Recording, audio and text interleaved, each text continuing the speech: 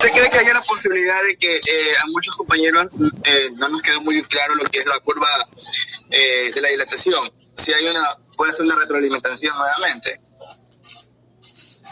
Hoy día. Sí. Correcto.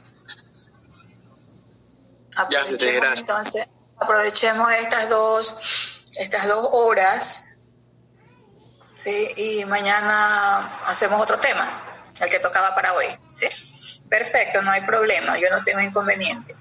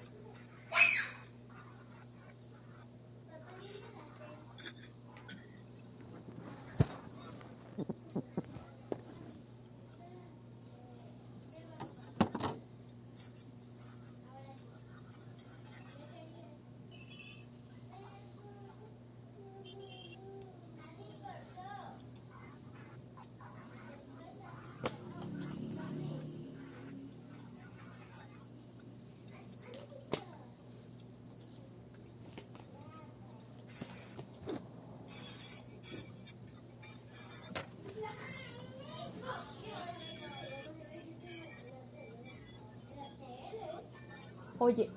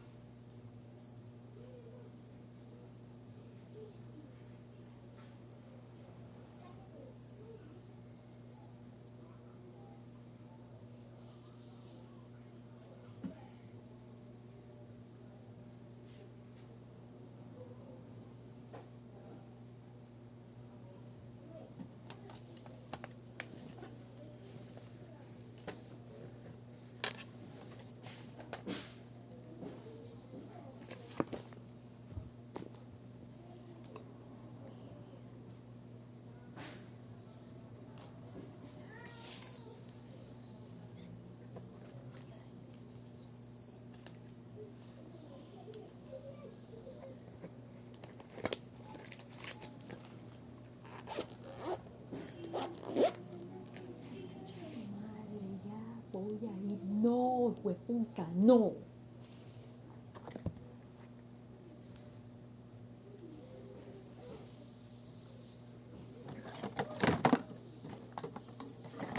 Buenos días, José Tris.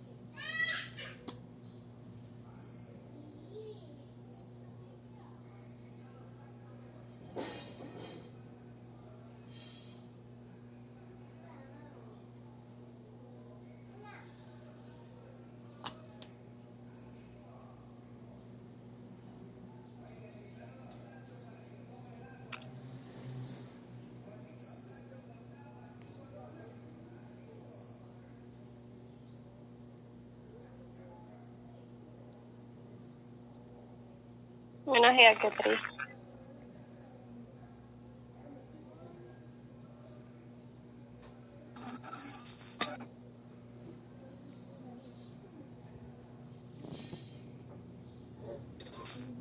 Hola, buenos días.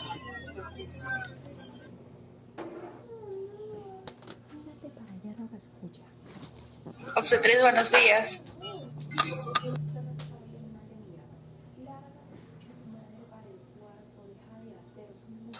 No me escuchan, ¿qué le respondo? Porque he tenido silenciado el audífono. Buenos días, ¿cómo estamos? ¿Listos para comenzar? Sí, obstetriz, listísimos.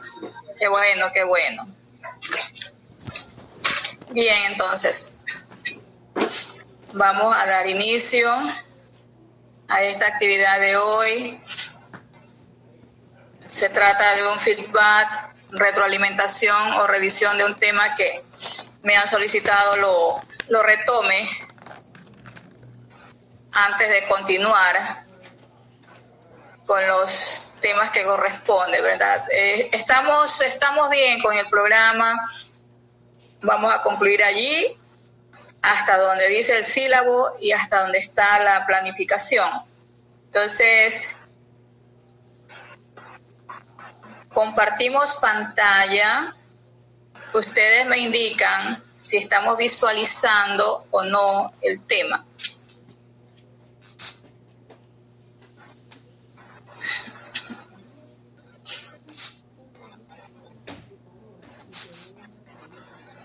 ¿Estamos? Sí, sí sale, obstetriz. Sí, ¿Quién se visualiza? Sí se visualiza, ¿sí? Yo estoy segura que sí, porque de acá me estoy dando cuenta de que sí se está visualizando. Sí se visualiza. Entonces, bien, ya, perfecto. Me han solicitado que retomemos este tema y lo vamos a ir analizando de a poco, ¿verdad? Bien, cuando nosotros hablamos del trabajo de parto, nos estamos refiriendo a un conjunto de fuerzas, ¿verdad?, que conducen a un móvil a través de una vía. Esas fuerzas son las contracciones uterinas. El móvil es el feto y la vía es el canal. Entonces decíamos, el canal del parto está constituido por una estructura ósea netamente y otra estructura blanda, determinada por los elementos, en primer lugar, que tapizan a la pelvis ósea, es decir, músculos, ligamentos, entre otros.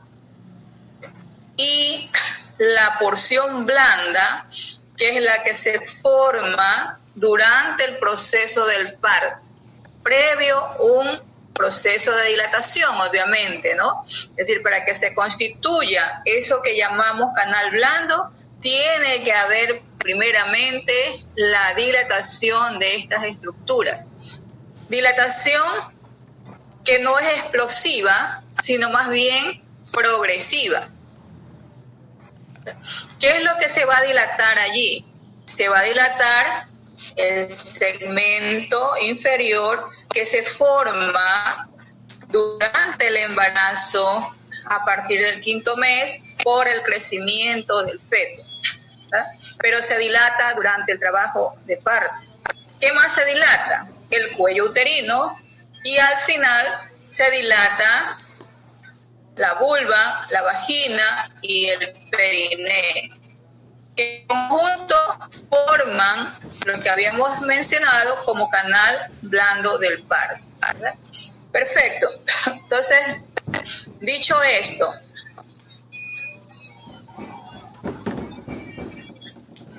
hay muchas teorías que hablan en relación con el parto, ¿verdad? Y valga acá que comencemos con esto, porque de aquí nace ese periodo que hemos llamado de dilatación, ¿verdad? De aquí nace. Entonces, teoría física, química, endocrina y neuroendocrina. Vamos a hacer énfasis en esta que se llama la teoría neuroendocrina, ¿verdad? Que es la liberación de oxitocina por vía refleja. A eso se refiere, ¿sí? La teoría neuroendocrina se refiere a la liberación de oxitocina por vía refleja. Entonces, ¿qué es lo que está sucediendo en el trabajo de parto verdadero? En el trabajo de parto verdadero, decimos nosotros que son los estrógenos que comienzan a desencadenar las primeras contracciones, ¿verdad? Y esas primeras contracciones desencadenadas por los estrógenos repercuten acá en el cuello, repercuten en el segmento, repercuten en el cuello. ¿De qué manera? Distendiéndolo, ¿sí? Pero ¿qué sucede? Que la cantidad de estrógenos producidos por la placenta, secretados por la madre, no son suficientes como para mantener todo ese proceso del parto. De forma que esa dilatación que inicia a partir de las primeras contracciones producidas por los estrógenos se transmite en un impulso que por vía nerviosa viaja a la hipófisis, ¿verdad? Y la hipófisis a su vez secreta oxitocina que va a actuar desencadenando contracciones más intensas, más duraderas, las cuales continúan dilatando el cuello, ¿verdad? Continúan dilatando el cuello. Ay, esto me pone loca. Continúan dilatando el cuello, decía. Mientras mayor dilatación, mayor impulso. Mientras más impulso nervioso hay, mayor estímulo. A mayor estímulo, mayor secreción de oxitocina. Entonces, ¿qué está significando? Que todo este mecanismo se desarrolla bajo un círculo reflejo, ¿sí? Que si en algún momento del proceso de parto se rompe cualesquiera de estos fenómenos, es allí donde el parto se va a detener. Es allí donde el parto se va a desviar y la conducta que vamos a adoptar obviamente va a ser diferente. Entonces estamos con eso. Yo quiero que esto quede claro, ¿verdad? Bien, entonces esa es la teoría neuroendocrina, ¿verdad? Bien.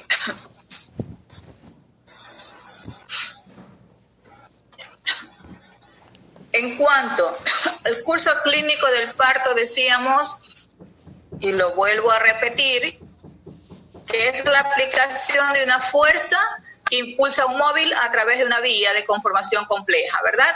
La fuerza son las contracciones uterinas o motor del parto. Hoy que esto me distrae a mí, esta cuestión de estar dando ingreso a cada rato.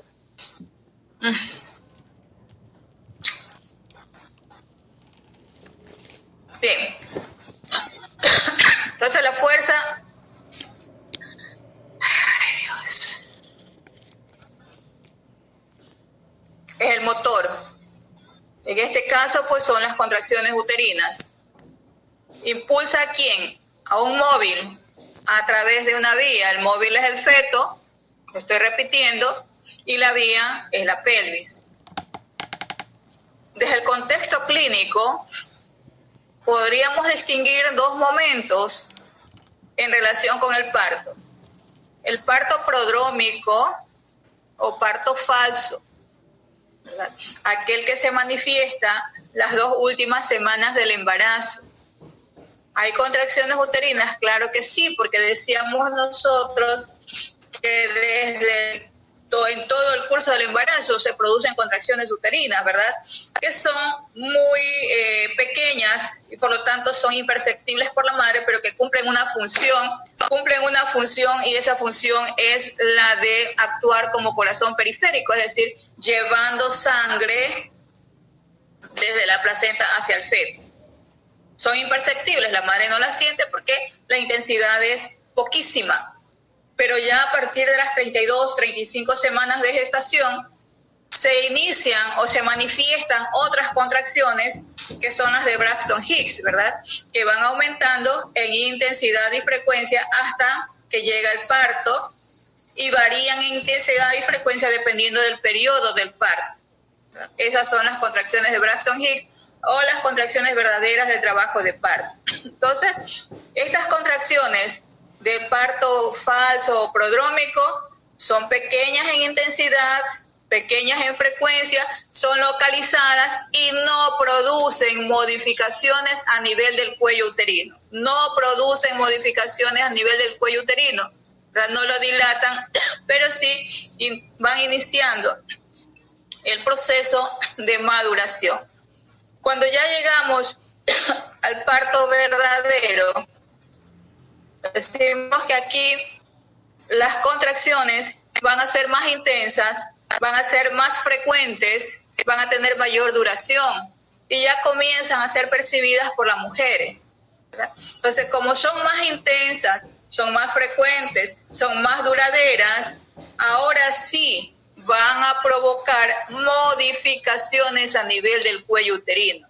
Lo comienzan a desplegar, ¿verdad? Comienzan a desplegarlo y estas contracciones son irradiadas. Recordemos, las del parto falso son localizadas, ¿verdad? Localizadas en el hipogastrio. Estas son irradiadas, es decir, nacen en el hipogastrio y se irradian hacia la región lumbar y sacra, es decir, hacia la región lumbo-sacra. Son voluntarias. Recordemos, las contracciones del trabajo de parto son voluntarias, lo que significa que no dependen del sistema nervioso central, no dependen del sistema nervioso central. Entonces, ¿por qué se dice esto? Porque hemos visto casos de mujeres que son parapléjicas, ¿verdad? Han parido por vía normal, han presentado sus contracciones, por eso, de ahí se deduce que son involuntarias, que no son controladas, decíamos, por el sistema nervioso central.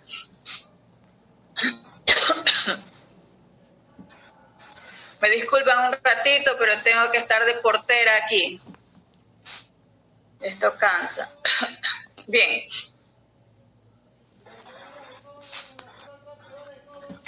Entonces, pero no podría ser coanfitrión a alguien y le dé el acceso para que acepte los otros estudios. No, eso es imposible. Bajo ningún punto de vista. Ya, está bien. No. Preguntar nomás. Sí, no. Gracias por la atención, pero no puedo. Pero sí se puede que todos estemos al unísono y tengamos un momento de ingreso, ¿verdad? Hasta tal momento y punto. Como se hace en las jornadas presenciales. O sea, claro, lo que pasa es que en este caso ciertas personas no somos de la provincia, o sea, somos de provincias, entonces a muchos son los. O sea que viajamos de allá para acá, o las redes viajan de allá para acá. Y no, el detalle está en que en el internet se suele. Yo hablo por mí, en especial, en el lugar donde yo estoy no hay tanta cobertura, entonces tenemos ciertos inconvenientes con el internet. Bueno.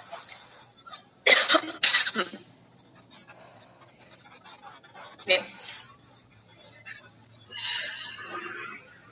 El trabajo de parto verdadero se divide en periodo de dilatación, periodo de expulsivo, de alumbramiento y de posalumbramiento, ¿verdad? O de recuperación. Entonces decíamos dilatación, periodo de dilatación que está gobernado obviamente por varios elementos, ¿no? La distensibilidad de las fibras, la acción de ciertas sustancias hormonales, como son los estrógenos, como son las prostaglandinas, entre otros, ¿verdad? Periodo expulsivo, periodo expulsivo, que obviamente su nombre lo indica, corresponde a la expulsión del feto, el alumbramiento a la expulsión de la placenta y la recuperación las 2 primeras horas posteriores a la expulsión de la placenta, ¿verdad? Yo creo que hasta aquí estamos claros. En su momento hemos de ir hablando, hoy día nos tocaba hablar del expulsivo, pero bueno, lo tomamos el día viernes, que tenemos 3 horas, y sí lo abarcamos allí, ¿no? Entonces, por eso estamos haciendo este feedback.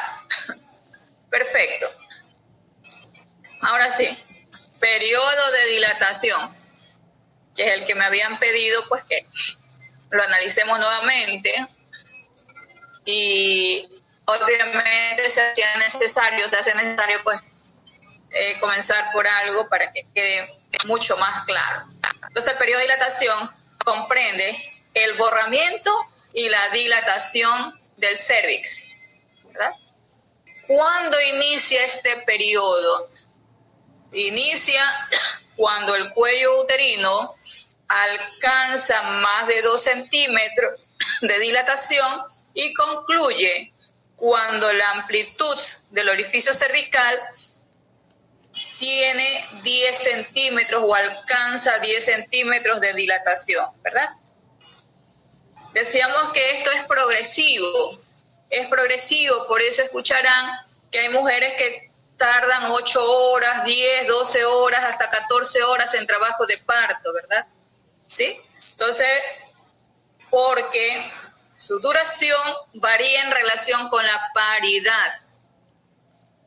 Entonces, habíamos indicado que una mujer nulípara, el proceso o el periodo de dilatación va a abarcar más tiempo respecto de la mujer nulípara. Y eso se explica ¿por qué? Porque en la nulípara el cuello uterino primero borra y después inicia la dilatación. Primero borra y después inicia la dilatación, ¿sí? Y en la multípara ambos fenómenos se producen al mismo tiempo. Borramiento y dilatación al unísono. Entonces, eso hace que este periodo lleve más tiempo en la nulípara respecto de la multípara. ¿Qué más me dice? Características de las contracciones. Entonces, habíamos indicado nosotros que las contracciones del trabajo de parto tienen una intensidad variable entre 25 a 45 milímetros de mercurio, que la frecuencia varía entre 3 a 5 contracciones en 10 minutos, ¿sí? Pero esos parámetros van variando también en dependencia del periodo del trabajo de parto. Está significando que normalmente durante el periodo de dilatación las contracciones uterinas alcanzan una frecuencia de 3 a 10 contracciones en 10 minutos. Ese es el parámetro considerado como normal. En el momento que usted esté controlando a una paciente que se encuentra realizando su periodo de dilatación y observa que la frecuencia de las contracciones es igual a 5 o más contracciones en 10 minutos, allí se está produciendo ya una alteración de la frecuencia, ¿sí? Entonces, ¿por qué? Porque recién está en periodo de dilatación. Es en el expulsivo donde nosotros vamos a observar que la frecuencia de las contracciones, la intensidad es mayor, ¿verdad? Bien, características del cuello uterino. Decíamos que el cuello uterino tiene una propiedad importante.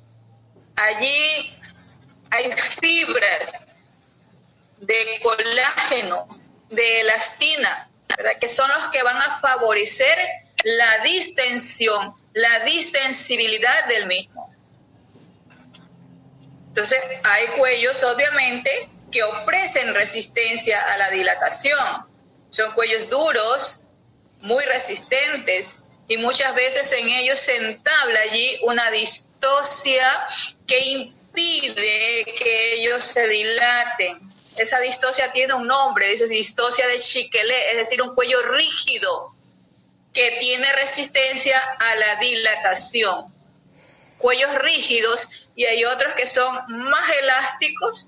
Obviamente, en esos que son más elásticos, la dilatación va a ser más rápida respecto de aquellos que ofrecen rigidez o resistencia para dilatarse. Hago una pregunta. ¿Hasta donde vamos en el análisis? ¿Estamos claros o existe alguna pregunta? No, pues, Tengo una pregunta.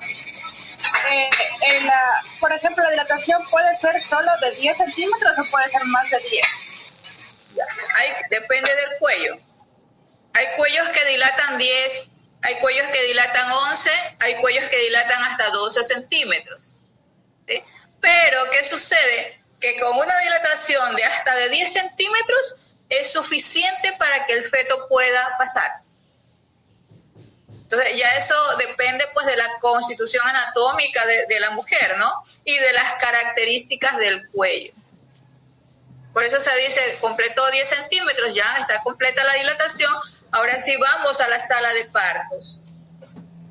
Entonces, que quede claro, hay cuellos que sí dilatan 10, otros que dilatan hasta 12 centímetros, pero 10 centímetros es viable, es una vía viable para que el feto pueda franquear. Clase de presentación.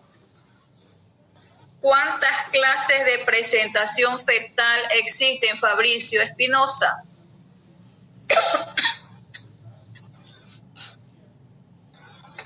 Dos obstetrices. ¿Cuáles son esas?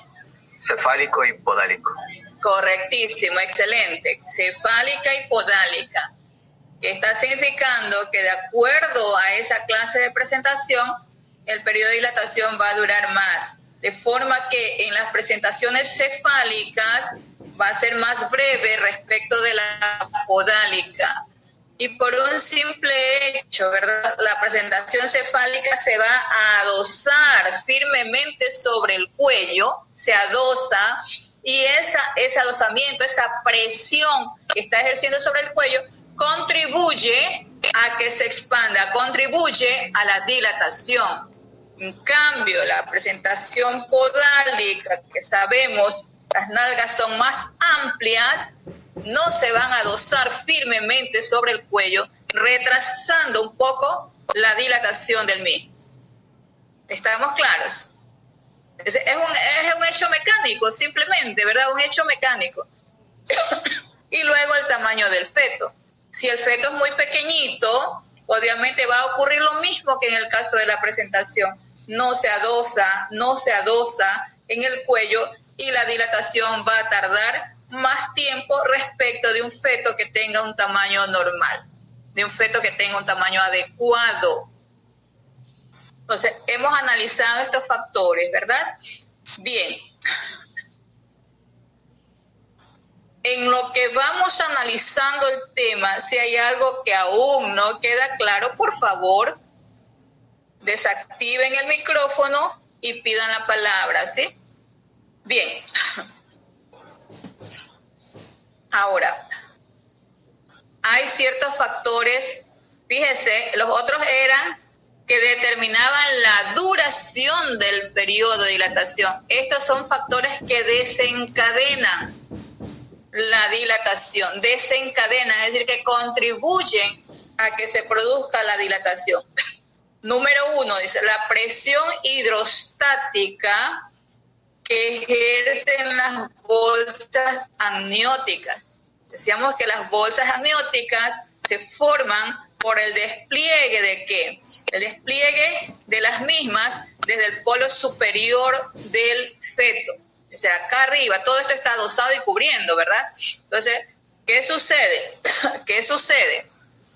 Con las primeras contracciones, esto comienza a desprenderse y busca un punto de menor resistencia, un punto de apoyo. Y ese punto de apoyo, ese punto de menor resistencia, es el cuello uterino que está comenzando a dilatarse. Entonces, por eso es que las bolsas ya formadas se anteponen a la presentación. Hasta allí estamos claros de lo que sucede en este mecanismo. ¿Sí? Perfecto. Se formaron y están allí formaditas, ¿verdad? Pero ¿qué pasa? Que en el momento en que se produce una contracción uterina, se incrementa la presión hidrostática.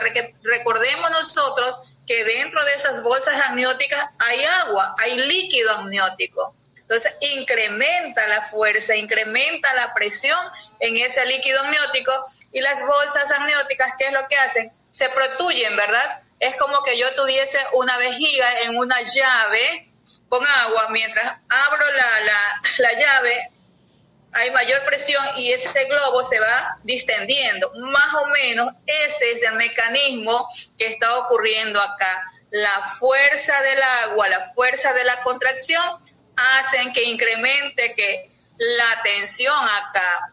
Esto se adosa y esa presión que hacen esas bolsas en el cuello hacen que también se distienda. ¿Sí? Bien. Eso en este sentido. Número 2. ¿Qué me dice acá? Tracción que sobre las fibras del cuello ejercen las del cuerpo. Tracción que sobre las fibras del cuello ejercen las del cuerpo. Hagamos a la idea nosotros lo siguiente. En el momento en que se produce la contracción uterina, ¿qué está sucediendo? Con todo este contenido, con todo el útero, ¿qué sucede? Se produce la contracción, ¿qué pasa? Están enviando hacia afuera. Se reduce, ¿verdad? Esto se reduce, todo esto se reduce, ¿sí? Y en el momento que el útero se relaja, ¿qué va a pasar? Todo va a tender hacia la normalidad, es decir, todo va a ascender. Entonces, en ese que yo llamo así vulgarmente hablando y como para captarlo mejor, en ese encoge y estira, encoge, porque eso es lo que sucede cuando hay contracción, el cuerpo se encoge, cuando se distiende, cuando hay relajación de ese músculo, se estira. Entonces ese encoge y estira, se va, ¿qué cosa? Se va dilatando el cuello. ¿Por qué? Porque cuando el cuerpo se relaja, trata de atraer o atrae hacia sí las fibras musculares del cuello. Entonces es un encoge y estira, ¿sí? Por eso se dice tracción que sobre las fibras del cuello ejercen las del cuerpo, ¿sí? Contrae, relaja, contrae, relaja. Y allí de manera progresiva va dilatándose también el cuello. Ahora, número 3, dice dilatación activa por disposición de las fibras cervicales. Claro, aquí en el cuello hay fibras que son circulares, que son longitudinales y obviamente y son espirales, ¿verdad? Y esas fibras espirales justamente son las que favorecen la dilatación. Entonces, fíjese usted que no es solamente un mecanismo el que favorece o el que desencadena este periodo de dilatación, sino son varios mecanismos los que confluyen allá. Entonces, por eso, si nosotros recordamos que cuando hablábamos, por ejemplo, de las bolsas amnióticas, decíamos que habían unas bolsas que son planas, ¿verdad? Son planas, que están prácticamente el amnios y corión adosados sobre la presentación. Planas porque no hay la suficiente cantidad de líquido amniótico. Ese tipo de bolsas amnióticas o membranas amnióticas no van a favorecer ¿a qué? A esto, porque no se adosan, ¿verdad? No hay el incremento de la presión hidrostática. De igual decíamos, habían otras bolsas que tenían la forma en reloj de arena, prácticamente estarían por acá colgando, estarían flácidas. ¿Habrá incremento de la presión hidrostática? No lo hay, ¿verdad? Entonces no son favorecedoras. Por lo tanto, solamente favorecen este proceso estas de aquí. ¿Cómo se llamaban estas bolsas? 3 clases habíamos dicho. Las convexas, ¿verdad? Son las convexas las que ayudan o favorecen este proceso de dilatación. Bien.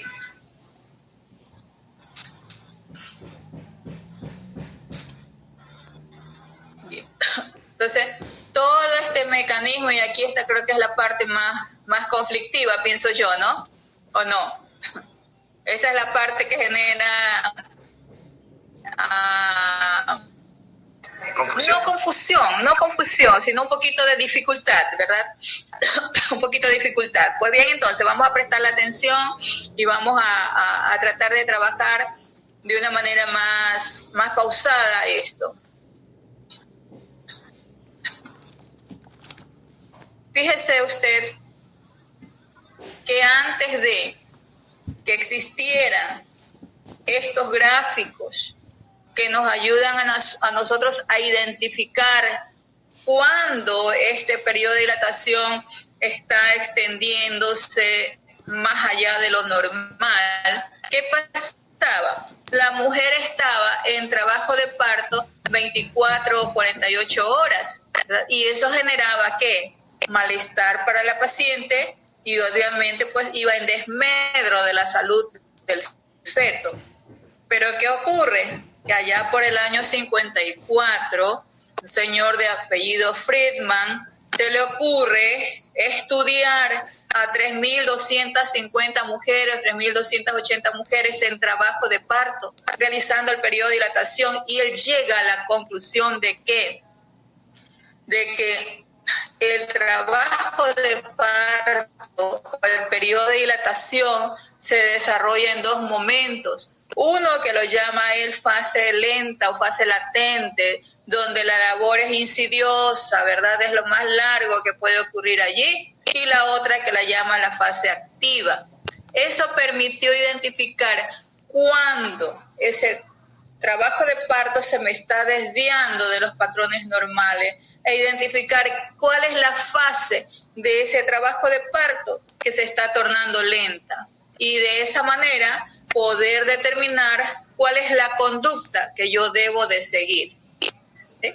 Entonces, bien, la curva de Friedman es la gráfica, como vemos acá, del trabajo de parto en cuanto a ¿qué? En cuanto a la dilatación, en cuanto a la dilatación, ¿sí? Vemos aquí un gráfico que dice que va de 0 a 10, ¿sí? En este lado, ¿ya? En cuanto a la dilatación cervical y en cuanto al descenso de la presentación, ¿sí? Son los dos valores que él evalúa dentro de esta gráfica. Decimos, fue reportada por primera vez en el año 54 y fíjese usted que todavía es considerada, ¿no? Porque a partir de esta curva de Friedman se han ideado otras series de curvas que se las incluye dentro de lo que se llama partograma y que lo tenemos que estudiar nosotros acá. De hecho, tenemos que estudiar y hablar del partograma. Entonces, bien, pero como para no, dijo uno, confundir o generar extensión en este parcial, lo vamos a analizar en la primera clase del segundo parcial. ¿Sí? Ahora hemos de llegar solo hasta estas curvas y otra tarea que en la clase subsiguiente les vaya a indicar, ¿verdad? Entonces, bien,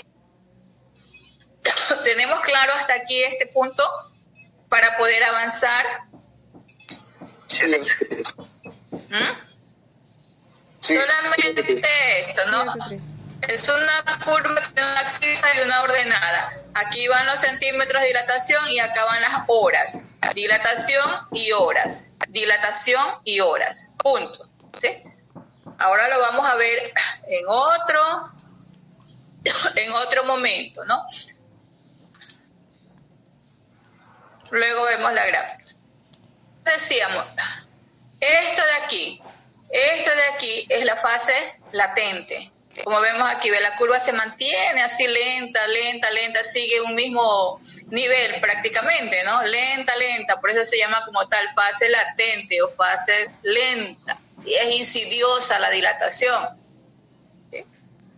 Según Friedman, es el tiempo que tarda el cuello en alcanzar los 2,5 primeros centímetros. Fíjese usted cuánto pasa, desde 0 hasta 2,5 centímetros, por eso la llama fase latente. ¿Sí?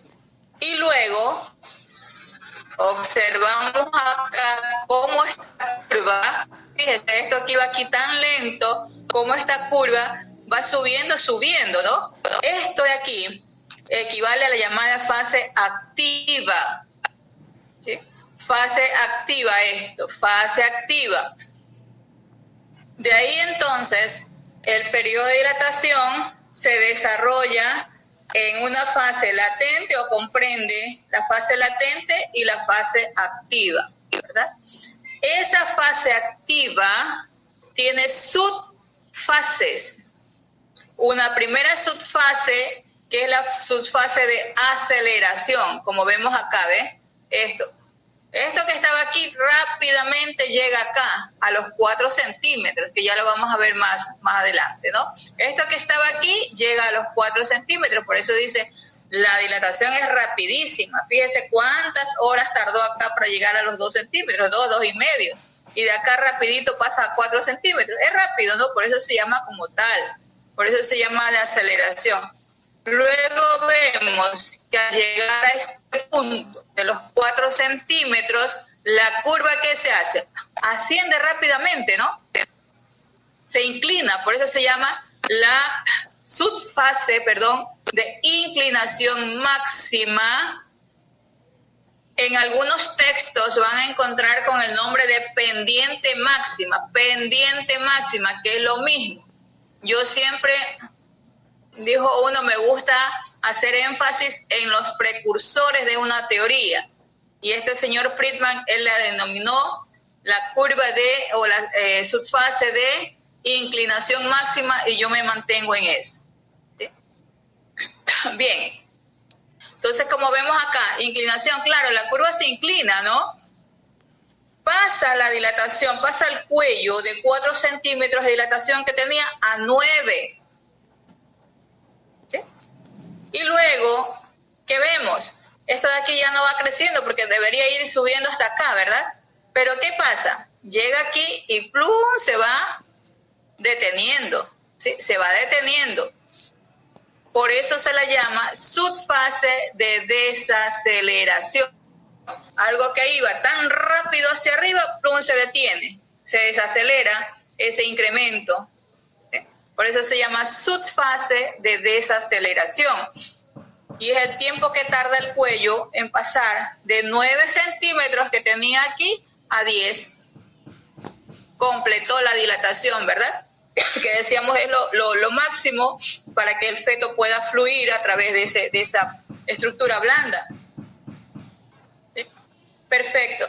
Concluye la dilatación y se inicia aquí el segundo periodo del parto, que es el expulsivo, que en su momento lo vamos a analizar. Entonces, esta es la curva. Si nosotros la observamos, tiene la forma normalmente, la curva del trabajo de parto, en un trabajo de parto que va progresando de manera normal, tiene esta forma de una S sigmoidea. ¿Sí? Una S sigmoidea. Esa es la forma que tiene la curva de trabajo de parto en un periodo, en una fase de dilatación normal. Cuando hay fases anormales, obviamente, pues no adquiere esa característica. Entonces, ¿qué habíamos dicho? La fase activa, ¿verdad? La fase activa de la dilatación comprende desde el momento en que el cuello uterino alcanza los 2,5 centímetros hasta la dilatación completa, ¿verdad? Desde ahí inicia la fase activa hasta la dilatación completa. Y esa fase activa, decíamos, se puede dividir en 3 subfases, ¿verdad? En 3 subfases.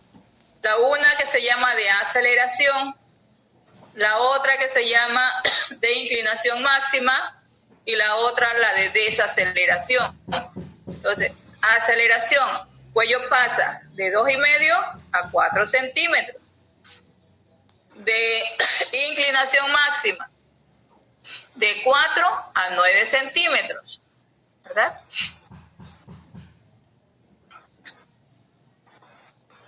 Y la de desaceleración, cuando el cuello pasa de 9 centímetros hasta la dilatación completa, que puede ser 10, que puede ser 11, ¿verdad? Completó la dilatación.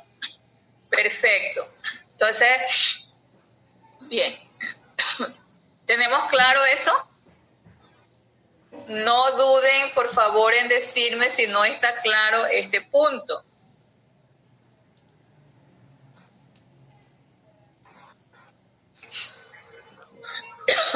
Bien.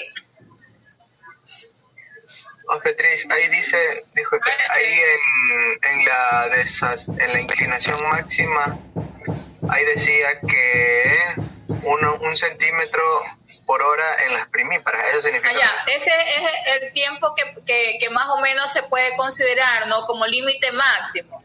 Como límite máximo, decía, el cuello de una primípara o de una nulípara dilataría aquí 1 centímetro por hora, y en el caso de la multípara 2 centímetros por hora. ¿Sí? Son límites máximos. Si en una nulípara la dilatación no ocurre en ese lapso de tiempo, llamemos que en vez de 1 centímetro por hora me está dilatando 1 centímetro cada 3 horas. ¿Qué está significando?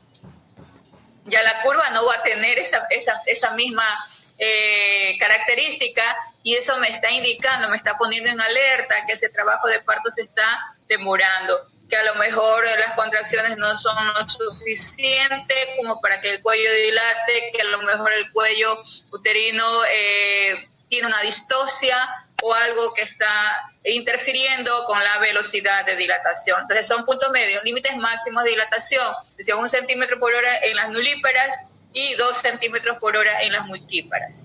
Entonces aquí me está dando también otra pauta en lo que decíamos hace un momento, que ese periodo de dilatación dura menos tiempo en las multíparas y más tiempo en las nulíparas. Bien. Obstetriz, o sea que en la fase latente son 2 centímetros en 8 horas. ¿Cómo? En la fase latente sería 2 centímetros en 8 horas. Más o menos es lo que tarda, 8 horas, 10 horas en la mujer nulípara. Y en una multípara pues dura menos, 4.6 horas, algo así, hasta 5 horas. Por eso se llama latente, así bien lento. Uh-huh.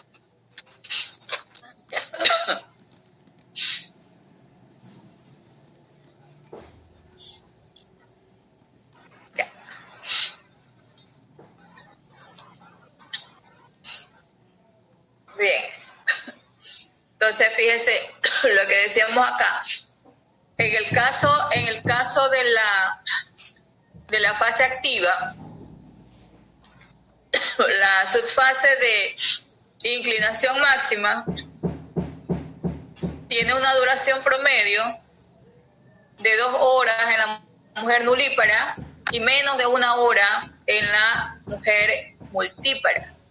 Entonces recordemos que decíamos que era la inclinación máxima, la subfase de inclinación máxima. ¿Qué decía? ¿Qué dijimos que era?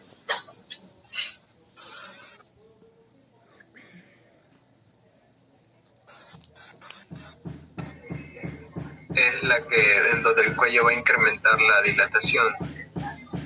¿De cuánto? La que pasa de 4 a 9 centímetros de dilatación. Desde 2.5 a 9 centímetros de con dilatación. sus subfases de 2.5 hasta 9 centímetros. Puede durar de 4 hasta 9 centímetros. No es que puede durar, es el tiempo que abarca la dilatación, ¿verdad? De 4 a 9. Tiempo que tarda el cuello. A ver, tomémoslo así. La subfase de inclinación máxima es el tiempo que tarda el cuello uterino en pasar de 4 centímetros a 9. ¿Sí? Y ese tiempo puede variar con la paridad. En las nulíparas, esa inclinación máxima puede durar 2 horas, es decir, ese cuello de la nulípara que estaba en 4 para llegar a los 9 puede durar 2 horas. Y en la multípara puede ser menor el tiempo requerido para pasar de los 4 a los 9 centímetros. El tiempo puede variar, y puede ser menos de 1 hora, puede ser de 30 minutos, dependiendo. ¿Sí? Los límites o índice de dilatación promedio. Entonces, dice en la nulípara 2 centímetros por hora y en la multípara 5.7 centímetros por hora. Son términos medios, ¿verdad? Términos medios en relación con esta fase activa en un trabajo de parto normal, porque hay trabajos de parto en los cuales la velocidad de dilatación, pero bueno, mejor no toquemos eso porque eso ya es parte de un parto, llamemos no normal, sino un parto... ¿Cómo? ¿Algo iba a preguntar? Sería un parto ya distóxico ahí. Podría estar dentro de las distocias, podría considerarse dentro de las distocias de contracción, sí, dentro de las distocias de contracción, sí, pero no lo vamos a citar ahora. Entonces, otra preguntita. ¿El mismo caso se daría en las mujeres, por ejemplo, las que son cesariadas, o sea, las que no han obtenido un parto de forma natural? ¿Sería el mismo proceso, o sea, las mismas horas? No. En una mujer que ya tuvo una cesárea, ¿verdad? Ajá. Y que se la hay una, llamemos así, una regla que dice cesárea siempre cesárea. Cesárea siempre cesárea. Es decir, que si la mujer tuvo una cesárea inicialmente, el siguiente parto también debe de ser programado para una cesárea. Pero a veces hay mujeres pues que por eso le preguntaba que si ya pasa el periodo intergenésico, tener una cesárea y obviamente pues solicitan parir por la vía vaginal. Entonces allí en ella se realiza una evaluación que va desde el intervalo intergenésico, es decir, cuánto tiempo transcurrió de ese parto por cesárea al parto que viene ahora. Por eso decía, desde el intervalo intergenésico hasta las condiciones del motor, canal y objeto, y cuáles fueron las causas por las cuales se le realizó esa cesárea. Por ejemplo, si la cesárea anterior fue realizada porque hizo un desprendimiento prematuro de placenta normoinserta, entonces está significando pues que probablemente esa mujer sí pueda parir por vía vaginal y habrá que evaluarla. Entonces, hoy en el día se está intentando eso, se está realizando aquello con el fin de disminuir la frecuencia de cesáreas. Entonces el proceso es el mismo, pero obviamente va a requerir mayor control, porque en el momento en que el patrón de las contracciones se me desvíe, podría provocar apertura de la incisión, desprendimientos de placenta, sangrados, entre otros. Entonces es una paciente que hay que estarla controlando, ¿sí? Evaluando todo el proceso del trabajo de parto. Obstetri, yo tengo entendido que cuando una mujer ha tenido una cesárea, ha pasado un transcurso de 5 años, puede parir normalmente. Pero en caso de una mujer que fue por cesárea porque era estrecha, ha pasado tanto tiempo, igual se le hiciera una cesárea. O sea, ya... A ver, así haya pasado 5 años. Cambiemos ese término de que es estrecha o es ancha. Cambiemos ese término. Cambiemos ese término, ¿sí? Entonces, ¿cuál término pudiéramos nosotros utilizar acá? Tenía un canal de parto que no era viable, ¿verdad? O había reducción de los diámetros pélvicos, o una pelvis reducida de tamaño.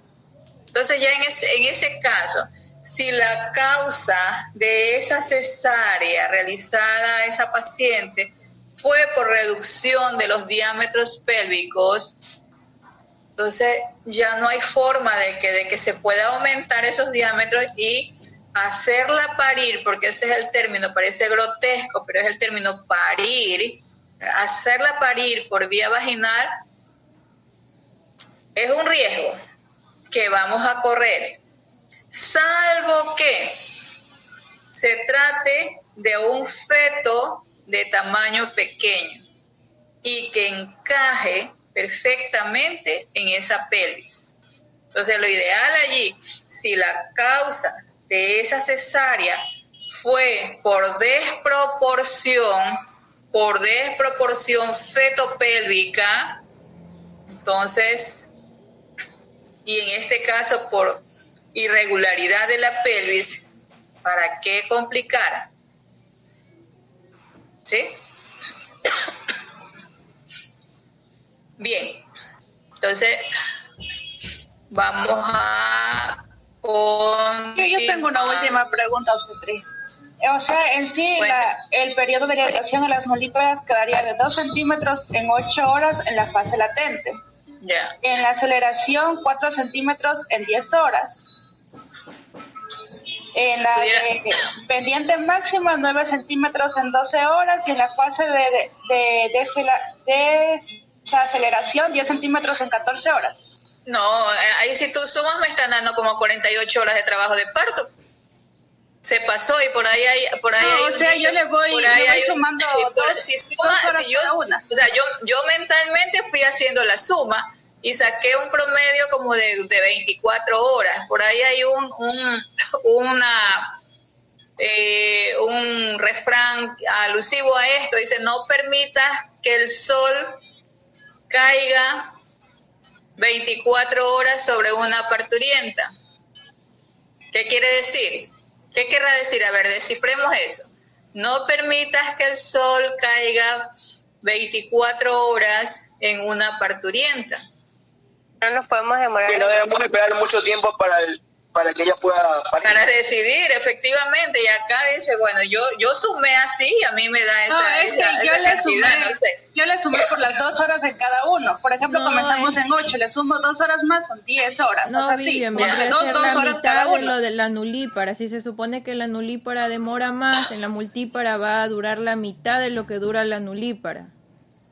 Algo así, no tanto como la mitad. Entonces, 12 más o menos estaríamos hablando de unas 14 horas sumado todo en una nulípara. 14 a 16, no más. ¿Sí? Obstetriz, y una nulípara que esté en un proceso de conducto inducción. Ya. Hay dos cosas acá. La una se llama inducción del parto o inducción del trabajo de parto. Inducción.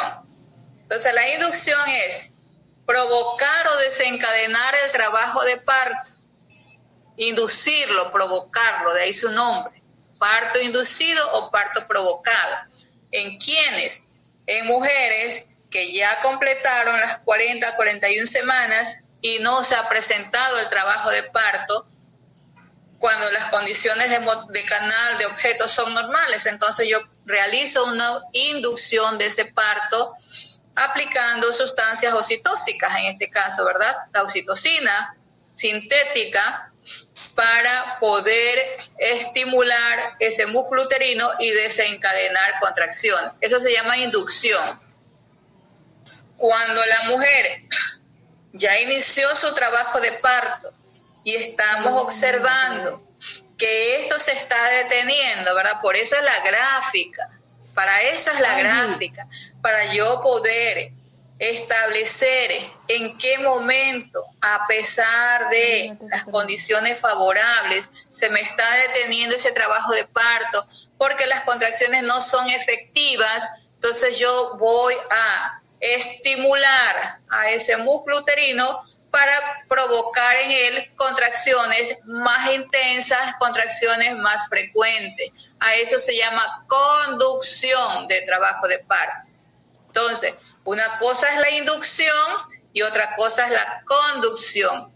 Inducción, provocar, desencadenar. Y conducción, ¿qué sería? Estimular, ¿qué cosa? A ese trabajo de parto. Y lo otro es la inductoconducción. Yo induje, provoqué ese trabajo de parto y continúo ¿con qué?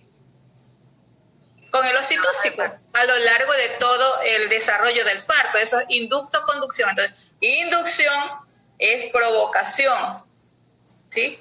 Provocar de manera artificial el desencadenamiento del parto.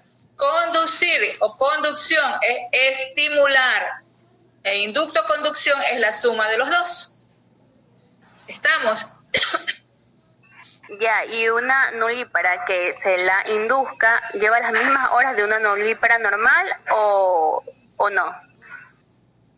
En consenso pudiera llevarlas, pero allí estamos nosotros para que ir vigilando si lo que usted está realizando está siguiendo los parámetros normales. ¿Por qué? Al realizar la inducción estoy estimulando con oxitocina exógena y pudiera darse un evento de que no haya respuesta y que usted ya lleva 4 o 5 horas y no hay no hay incremento de contracciones, no hay modificaciones cervicales, ¿verdad? O puede darse el evento de que a lo mejor está induciendo con una dosis que no es la adecuada, y que por ende pues está acelerando demasiado ese trabajo de parto. Entonces son partos que merecen una vigilancia extrema. No es que yo voy a realizar una inducción o voy a realizar una conducción y me voy a alejar de la paciente. Debo de estar allí, controlándola. Entonces, los tiempos se van a cumplir de esta misma forma o se pueden anticipar, pero siempre y cuando evaluar contracciones uterinas y evaluar actividad cardíaca fetal. Son las dos cosas que van a la par, ¿sí? Estoy evaluando a una paciente en trabajo de parto, tengo que controlar la actividad uterina y tengo que controlar la actividad cardíaca fetal. Van de la manito las dos, ¿sí? ¿Estamos? Obstetriz, como para que quede así como concluido. Entonces, en la multípara, la hora de parto sería de 14 a 16, y la multípara sería la mitad, o sea, como de 7 a 8 horas de parto. 8 horas, de 8 a 10. ¿Ya? De 8 a 10. Ahora, quiero que quede claro también algo. No son tiempos matemáticos, ¿sí? No son tiempos matemáticos, de que una nulípara se va a llevar las 14 a 16 horas y una multípara se va a llevar 8 a 10 horas. No son matemáticos, sino son, ¿qué cosa? Límites para que usted pueda elucubrar y pueda decidir cuándo actuar, cuándo intervenir. ¿Sí? ¿Estamos? Sí, ok. Sí, Bueno, entonces vamos a continuar.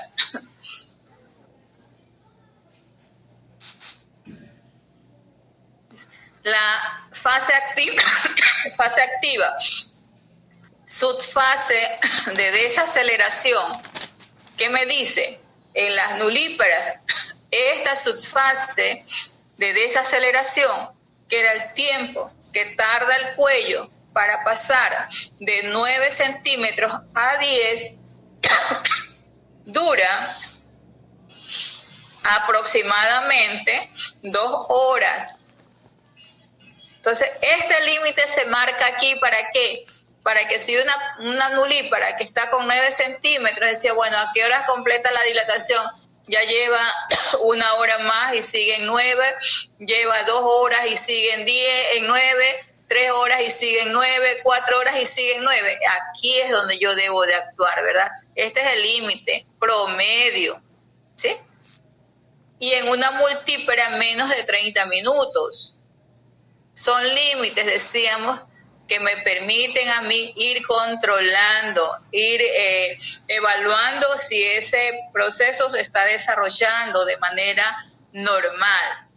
Por eso decía hace un momento, no son matemáticos, pero sí me sirve, por ejemplo, si la nulípara que está con 9 centímetros, en este momento que son las 12:09, y sigue con 9 centímetros a las 16 horas, algo pasó allí, pues, y allí la responsabilidad fue mía. ¿Por qué? Porque yo estaba observando que ya eso estaba desviado de los patrones normales y no hice nada.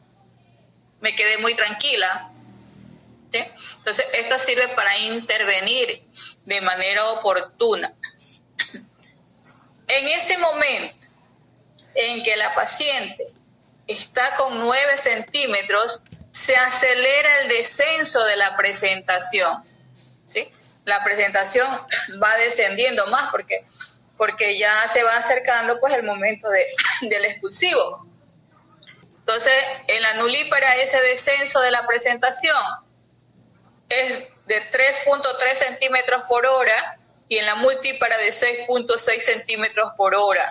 ¿Cómo lo evalúa? Mediante el tacto vaginal, que toma como referencia ciertos elementos de la pelvis, ¿verdad? Ya para ese momento la presentación debería estar encajada en una nulípara. Si no encajó, ¿qué está significando entonces? Que por allí hubo una mala evaluación, no detectó que había desproporción fetopélvica, o de pronto se produjo un prolapso de cordón que está oculto y eso impide que la presentación siga descendiendo. Bien. Se dice que el descenso está lento, cuando en la nulípara se produce a una velocidad de 1 centímetro por hora y en la multípara 2 centímetros por hora. ¿Verdad? Esto ya sale de los patrones de normalidad. Descenso lento, ¿por qué? Porque de pronto la fuerza de las contracciones no es adecuada. Descenso lento porque hay un factor interviniente allí, que puede ser el prolapso de cordón, el prolapso de miembro, o porque la cabeza está, no se acomodó de manera adecuada. Entonces son varios los factores que pudieran interferir en esa prolongación, llamemos así, del descenso.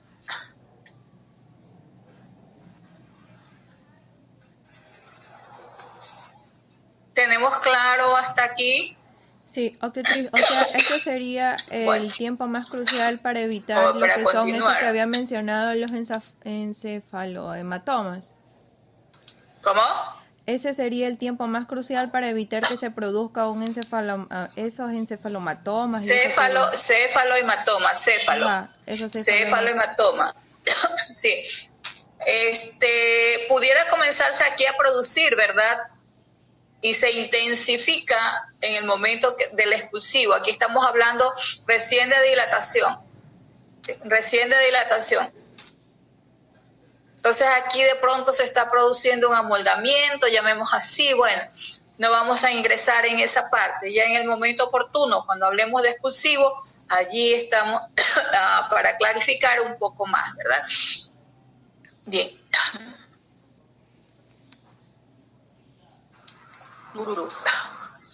Esto era lo que decíamos. Aquí está graficado nuevamente para visualizar de mejor forma la curva de trabajo de parto, decíamos en una nulípara.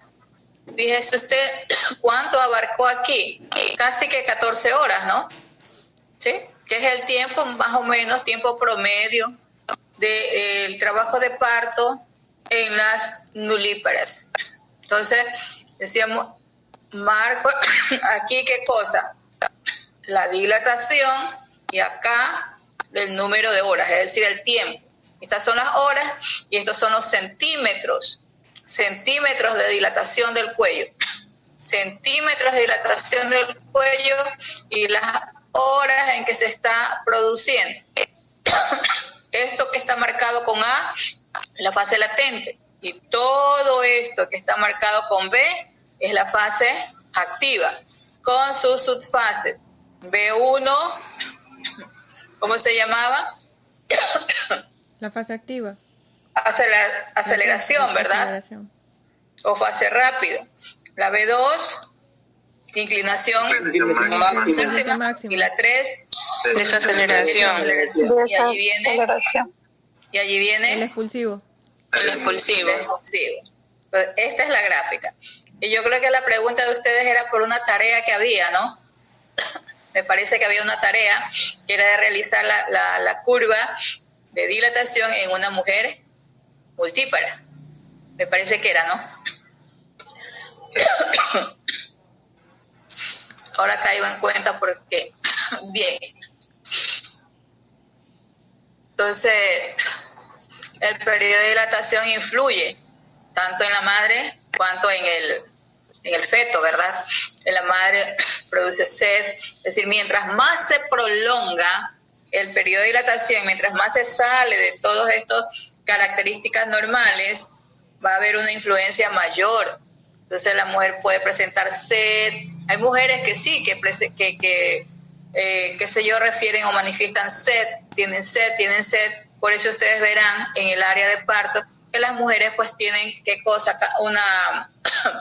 canalizada una vía a través de la cual están pasando una glucosa o líquidos parenterales para obviamente pues mantenerlas hidratadas.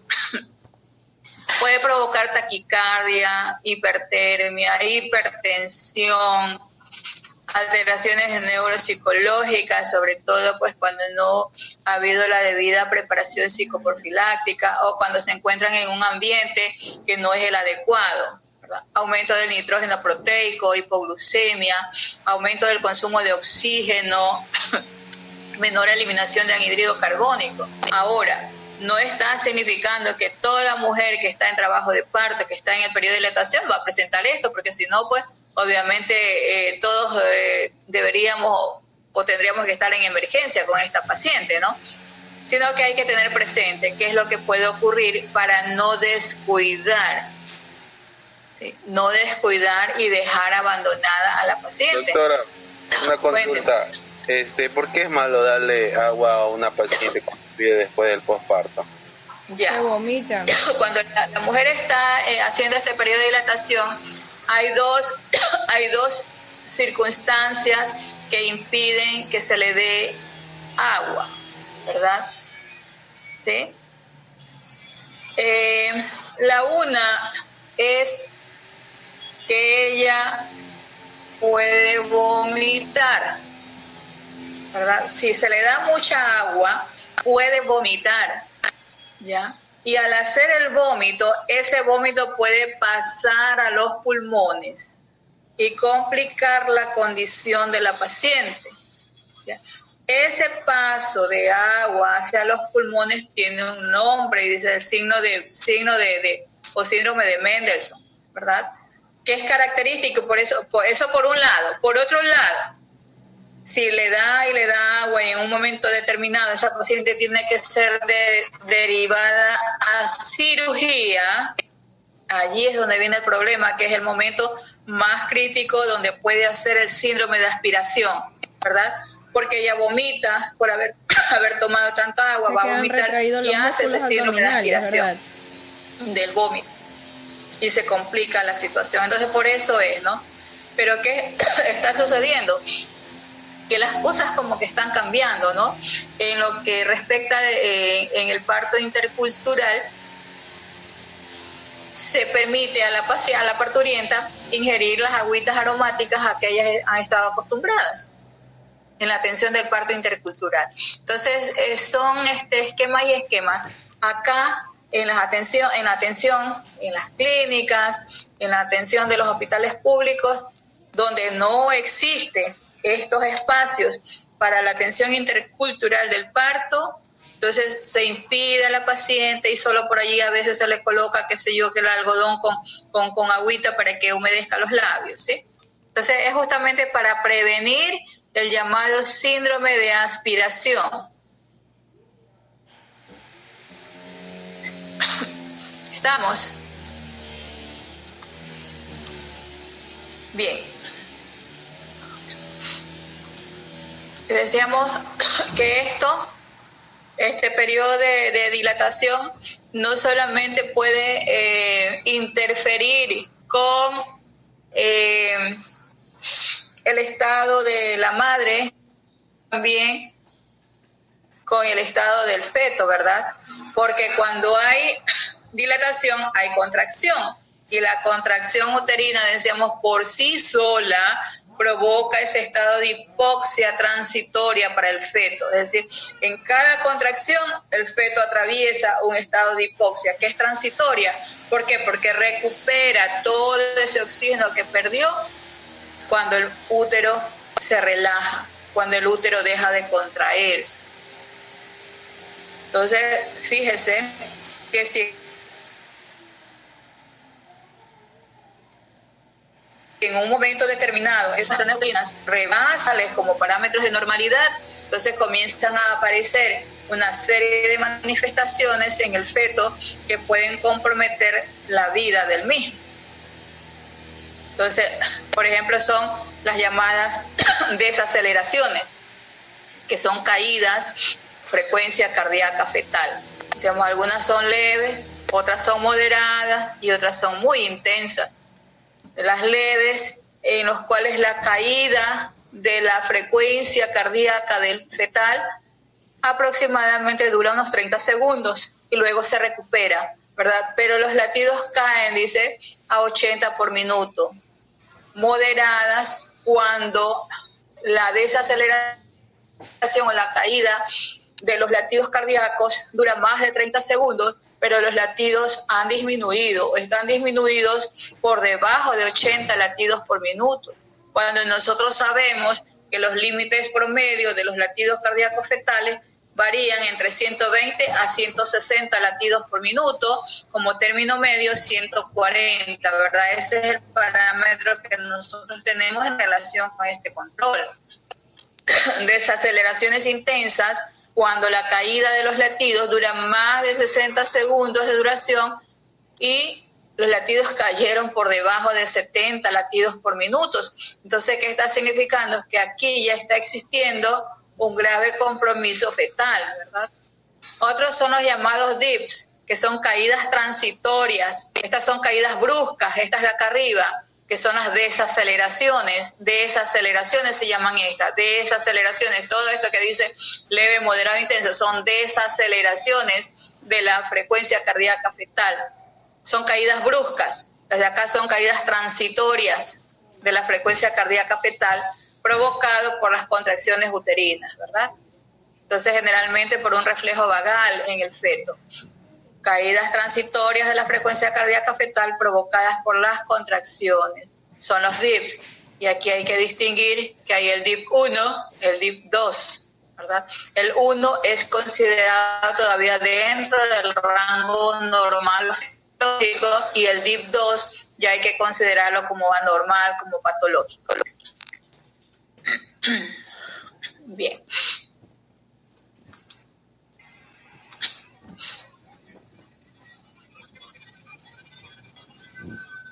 Muchas veces cuando se está en trabajo de parto es mejor hacer el control mediante el monitoreo, pero a veces no se dispone de un monitor, ¿verdad? Hay instituciones en las cuales sí está la mujer en trabajo de parto y está ahí el monitor para cada una de ellas. Entonces, ¿qué es lo que me va a permitir este monitor controlar? La frecuencia cardíaca fetal en relación con la contracción uterina. En este trazado, lo que está acá arriba es la frecuencia cardíaca fetal, ¿sí? Y lo que está acá abajo es, ¿qué cosa? La actividad uterina. Contracciones, ¿verdad? Esta es la gráfica de las contracciones. Esta es la gráfica de las contracciones que nosotros vimos, ¿verdad? Fase de ascenso rápido, que más ADME, y descenso, que es rápido y luego lento. Esta es una contracción, esta es una contracción, esta es una contracción, ¿verdad? Bien, entonces hemos abordado el tema que ustedes plantearon para realizar el repaso. Si dentro de esto hay alguna duda aún, por favor me dicen antes de cambiar de diapositiva. Tutriz, referente al deber, ¿cómo lo hacemos? O sea, nos imaginamos como que estamos ahí en labor de parto con una nulípara para poderlo graficar. Tomando los tiempos, mija. Solo yo quiero que tomen los tiempos que yo les he dado. ¿Sí? Tomen los tiempos que yo les he dado en relación con la multípara para establecer la diferencia de que entre esta de acá con lo que ustedes van a graficar. Y para que ustedes observen lo que yo estoy diciendo teóricamente, lo puedan verificar en un gráfico. Eso es lo que quiero. Tomen los tiempos que les he dado en relación con cada una de las subfases o de las fases en la mujer multípara. De eso se trata la tarea. Estamos. ¿Quedó claro esto?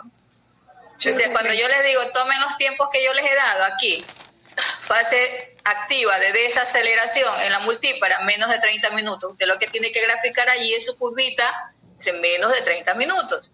Y otro que le va a quedar una curva así más pequeña respecto de la que estamos observando en esta parturienta.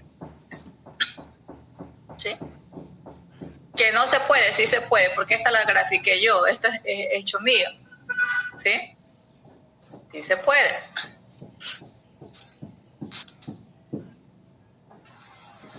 Entonces, estos son los tiempos.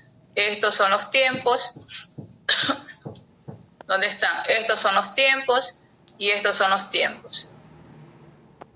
¿Sí?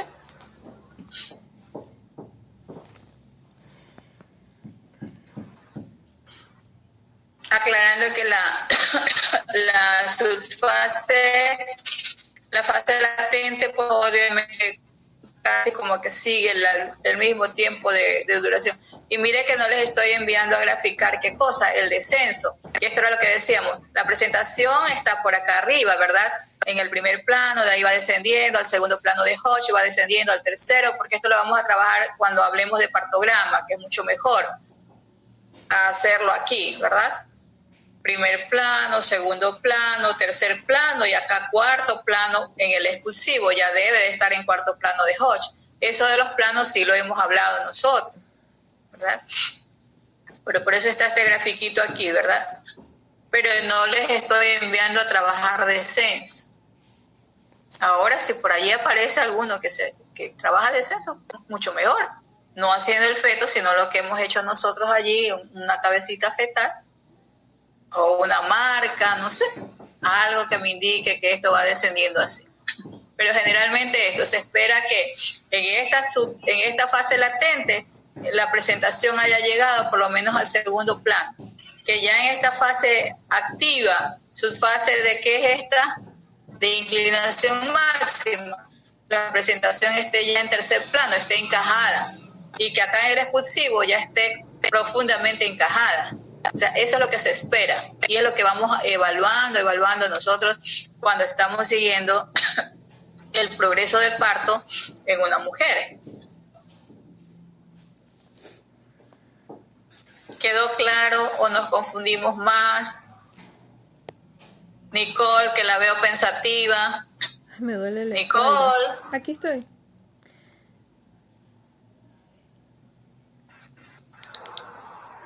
Liliana.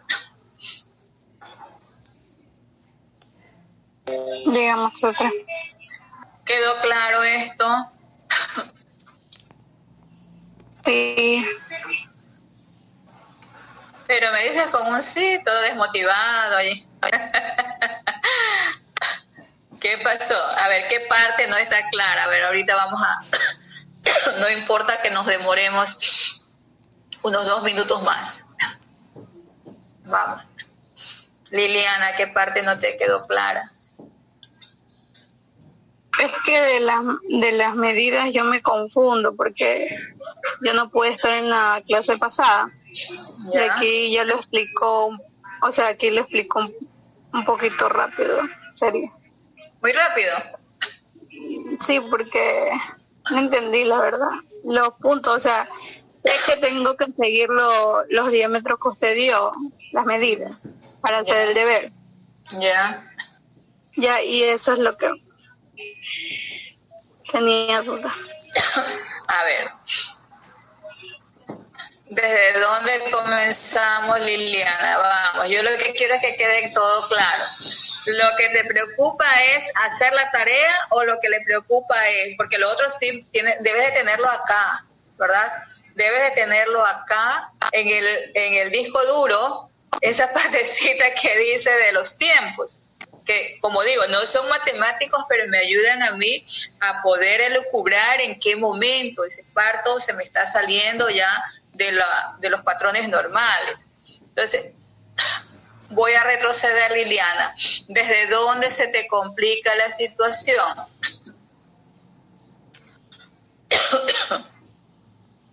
O sea, de los diámetros. ¿Cuál es diámetro? Ya, póngale desde la curva de Friedman, me imagino que ha de ser ahí, desde donde empieza a describir los centímetros de dilatación que se dan desde 0 a 8 horas, ahí se enredan. ¿Y usted, Nicole? No, ¿Dónde se enreda? No, ya entendí.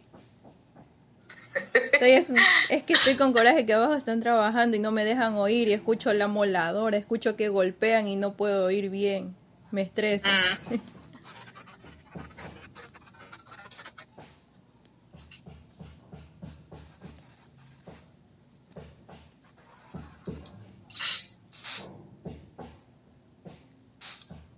A ver.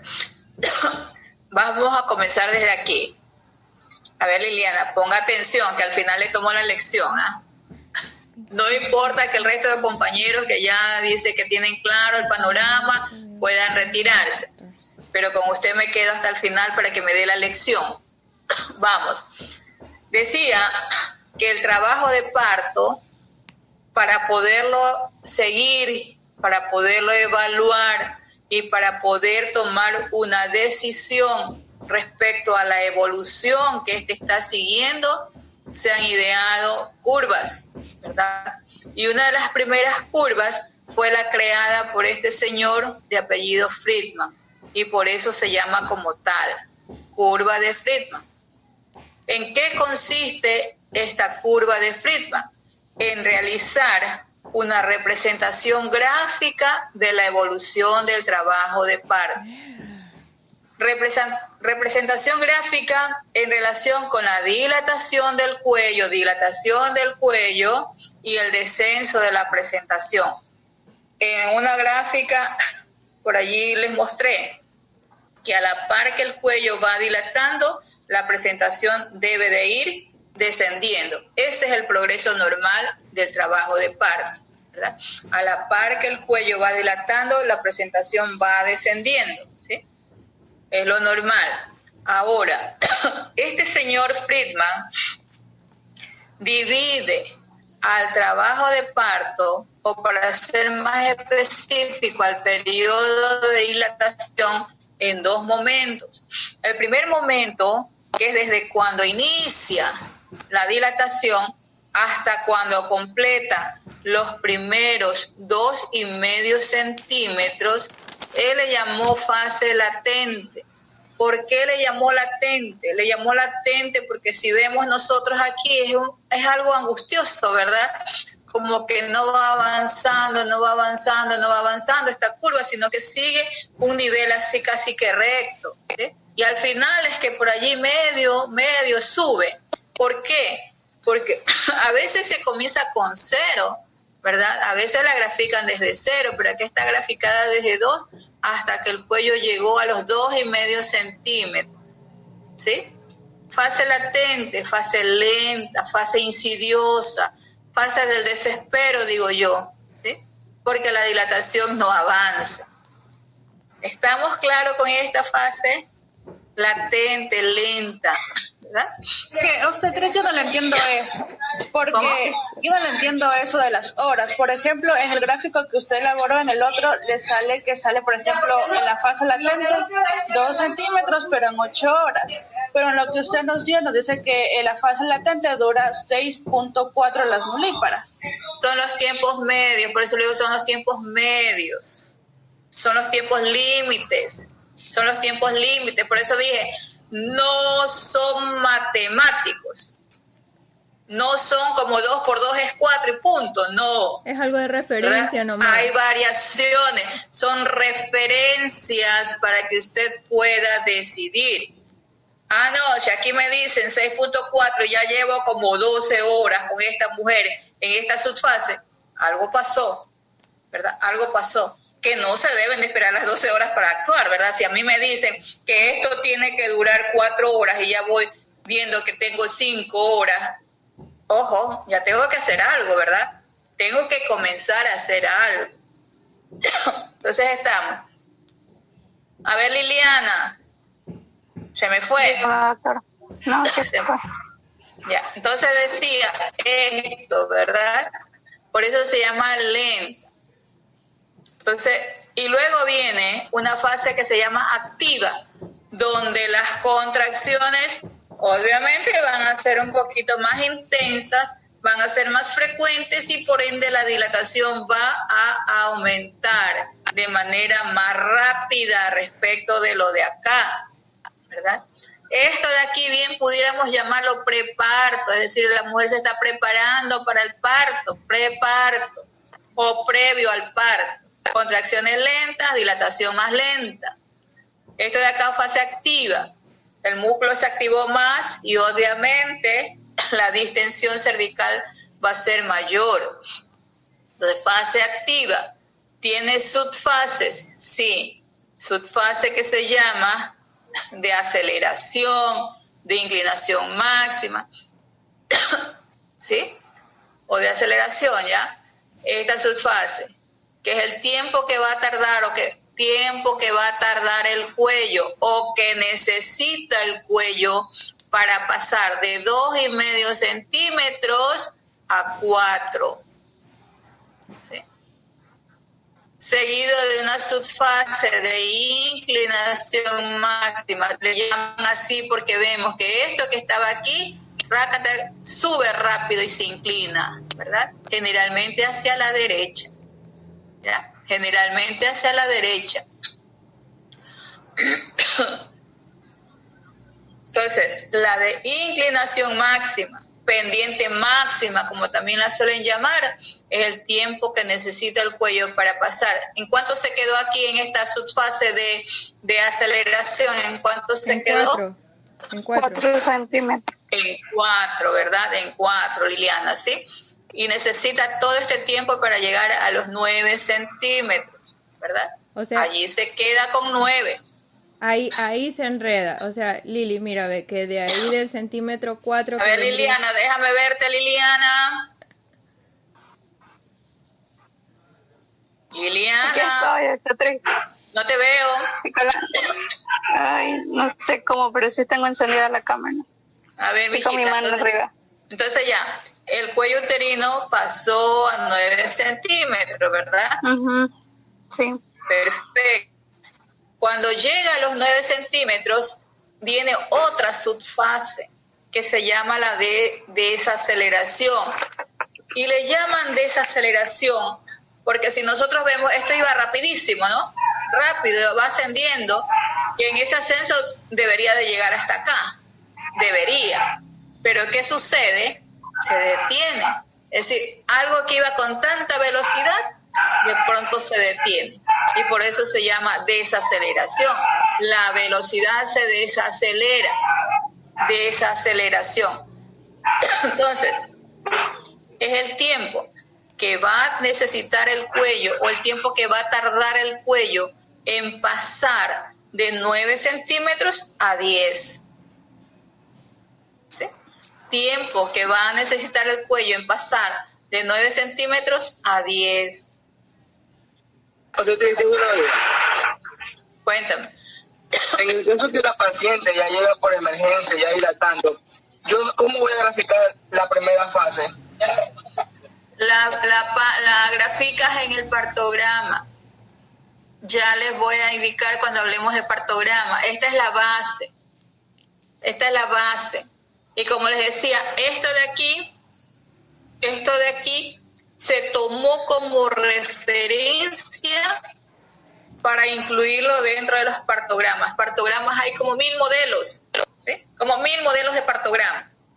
Entonces, a veces cada institución adopta su modelo.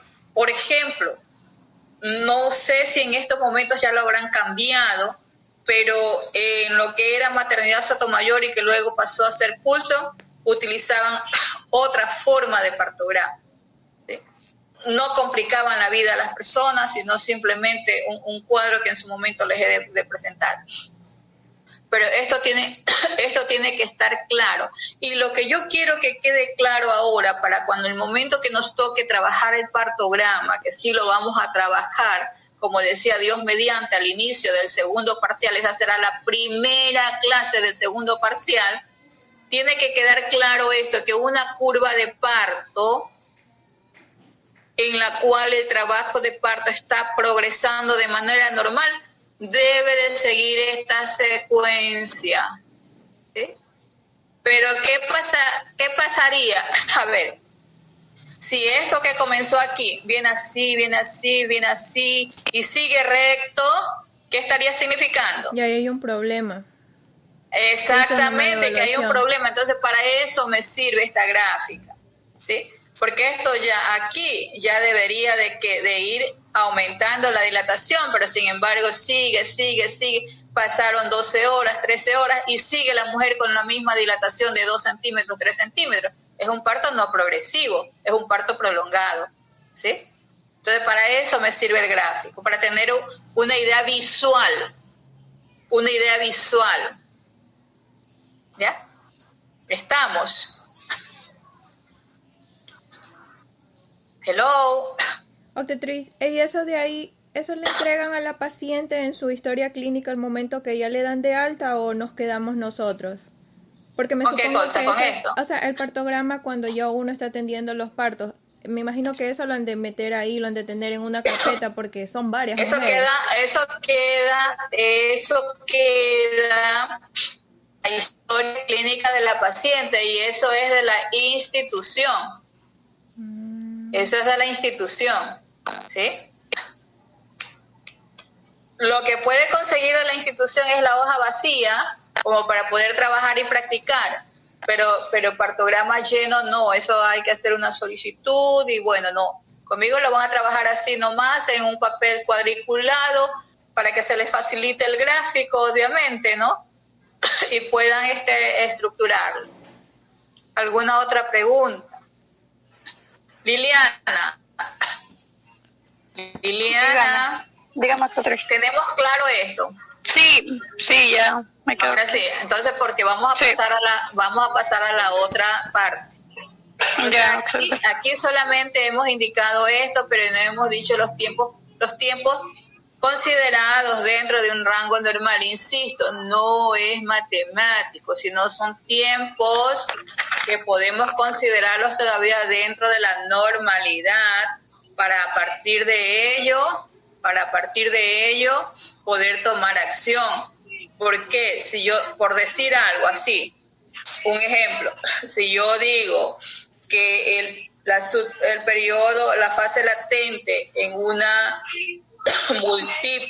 nulípara abarca cerca de unas 8 horas, pero esa nulípara no llegó a las 8 horas, sino que la fase rápido ella pasó, ¿verdad? A los 4 centímetros y esa fase fue más corta. Enhorabuena, ¿verdad? Lo que no queremos es que se nos pase de esos rangos que hemos establecido como límites. Es como una tolerables para la paciente, tolerables para el feto, porque mientras más se prolonga el trabajo de parto, va a influir en la vida de la madre y en la vida del feto.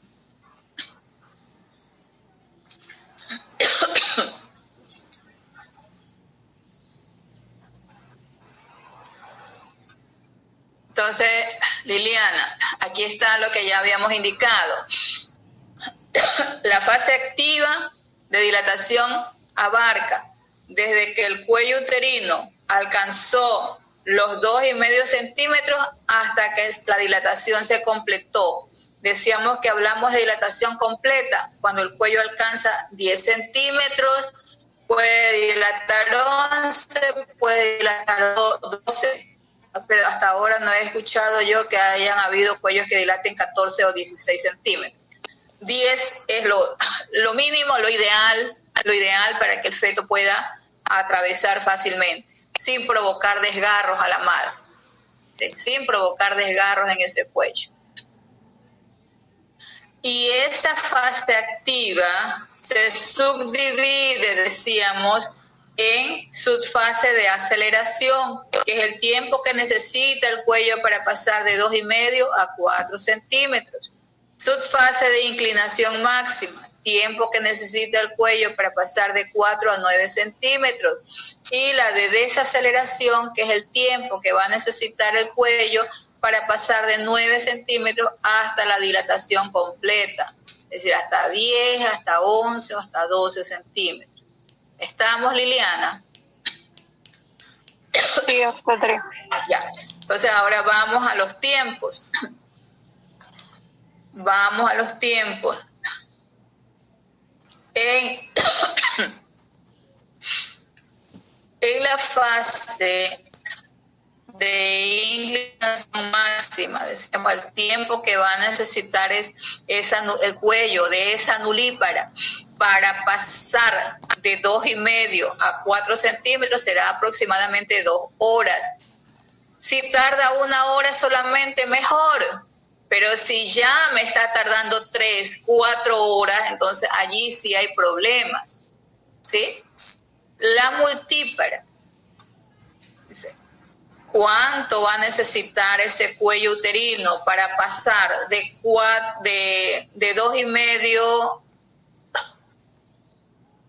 De 2,5, no, estamos hablando de la inclinación máxima, de 4 a 9 centímetros, dice, menos de 1 hora, ¿verdad? Y la subfase de desaceleración se refiere al tiempo que va a necesitar el cuello de una nulípara para pasar de 9 centímetros a 10 centímetros o a dilatación completa. Dice, va a necesitar aproximadamente 2 horas. Si no utiliza las 2 horas, mucho mejor, está significando que fue un cuello que era finito, un cuello que era, qué sé yo, muy distensible, muy elástico y por eso dilató en menor tiempo de lo previsto. Esto solamente es un límite de tiempo para que usted pueda decidir. Si ya ese cuello de esa mujer nulípara, dice, pasaron 3 horas y sigue con la misma dilatación de 9, no avanza. Pasaron 3 horas, sigue con los 9 centímetros, no avanza, es porque algo pasó en ese trabajo de parto.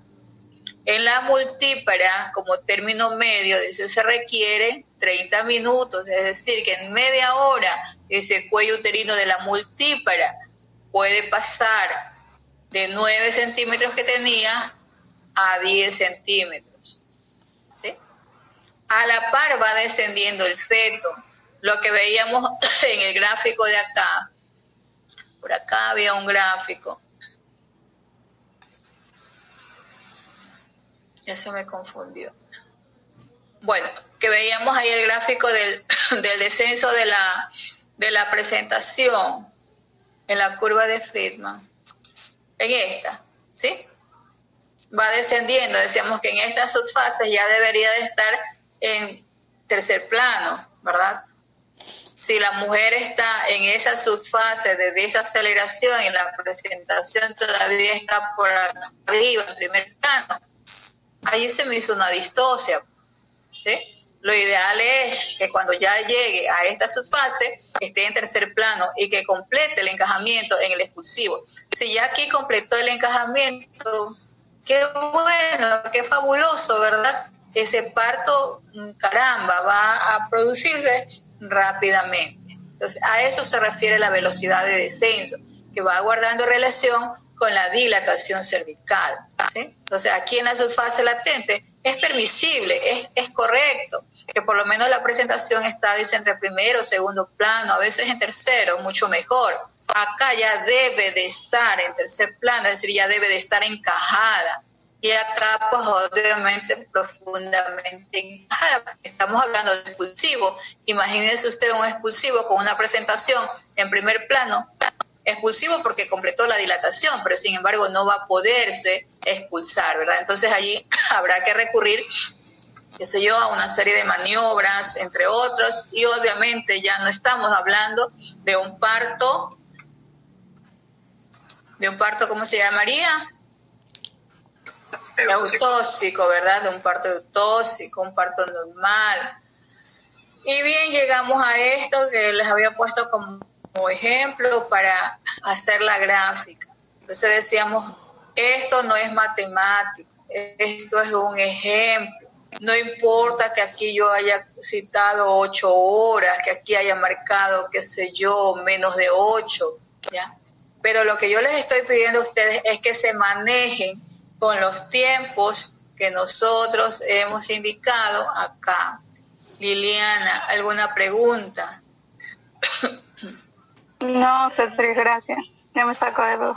Seguro que ya está claro, Liliana, porque después más adelante nos podemos complicar y yo no quiero que se compliquen. Sí, sí, está claro. ¿Seguro?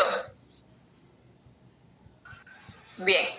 Entonces, alguno de ustedes que no haya captado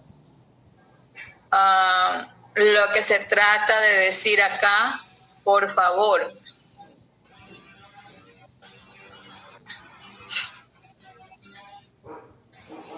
Vivian, que la veo que se coge la cabeza. ¿Qué le está pasando, Vivian? ¿Qué pasó?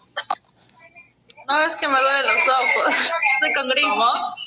Es que me duele el ojo. Estoy con gripe. Estas son, dijo uno, los efectos de estar tanto rato en esta posición y de estar tanto rato frente a la computadora. Nos estamos quedando ciegos, digo yo al menos, ya producto de la edad puede ser también, ¿no? Pero sí, esto afecta mucho. Bien, entonces estamos sobre la hora, ya faltan como 9 minutos para que sea la 1. De ahí que no vale la pena dejar temas inconclusos, no me gusta, ¿no? El día de mañana vamos a abordar el tema del expulsivo. Y en cierta medida quizás hemos de tener que tocar esto de acá también, ¿no? El expulsivo es el segundo periodo del parto, ¿o no? Sí, ¿no? Periodo expulsivo es el segundo periodo del parto y sobre él vamos a tratar el día de mañana. Entonces, voy a dejar de compartir pantalla y mire que les aviso para ver dónde me los encuentro, cómo me los encuentro, bien cómodos allí, ¿no? Bien cómodos. Entonces, estamos dejando de compartir pantalla para irnos despidiendo. Vivian, nos estamos viendo el día de mañana. Hasta luego, obstetriz. Hasta luego, Liliana. Hasta luego, gracias. Hasta luego, gracias. Noemí. Muchas gracias, obstetriz. Hasta luego. Ustedes, mi hijita, Nicole. Chao, Tetris. Chao, Nicole. Muchas gracias, obstetriz. Chao.